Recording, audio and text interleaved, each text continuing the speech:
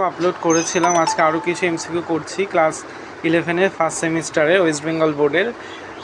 প্রথম প্রশ্নটা হলো আজকে, সমাজ স্থিতিশীল নয় গতিশীল, এই কথাটি সত্য। ধীর গতিতে পরিবর্তনকে আমরা বিবর্তন বলি, ঠিক আছে। নেক্সট কোশ্চেন আছে, দ্রুত পরিবর্তনকে আমরা বৈপ্লবিক পরিবর্তন বলে থাকি। 13 নম্বর প্রশ্ন হলো, সামাজিক কাঠামো ধারণাটি হলো একটি বিমূর্ত ধারণা।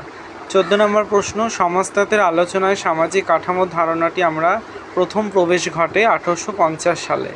সমাজতত্ত্বের আলোচনায় সামাজিক কাঠামোর ধারণাটি প্রথম প্রকাশ ঘটে স্পেন্সারের রচনায়। 16 নম্বর প্রশ্নে, সামাজিক কাঠামো বিষয়ে আলোচনা আমরা পাই প্রিন্সিপালস অফ সোশিওলজি গ্রন্থ থেকে, যেটা হারবার্ট স্পেন্সারের লেখা। তারপরে প্রশ্ন হলো, ল অফ 3 স্টেজেসের কথা বলেছিলেন অগাস্ট কোত। ল অফ 3 স্টেজেস বলতে কোন 3টে স্তরকে বোঝানো হয়? প্রথম স্টেজটা হলো ঈশ্বর তত্ত্বে বিশ্বাসী, দ্বিতীয় স্টেজটা হলো অধিবিদ্যাগত স্তর, আর তৃতীয়টা হলো দৃষ্টবাদ। তার মানে এখানে 3টে অপশানই সঠিক। আর নেক্সট লাস্ট প্রশ্ন এখানে আছে, ল অফ 3 স্টেজেসকে অতিজৈবিক বিবর্তন রূপে কে দেখেছেন? Herbert Spencer. প্রত্যেকটা এমসিকিউই ক্লাস 11 ফার্স্ট সেমিস্টারের জন্য ওয়েস্ট বেঙ্গল বোর্ডের। তোমাদের কোথাও বুঝতে অসুবিধা হলে কমেন্ট করে জানাবে, আর ভিডিওটা ভালো লাগলে লাইক, কমেন্ট অ্যান্ড শেয়ার করো।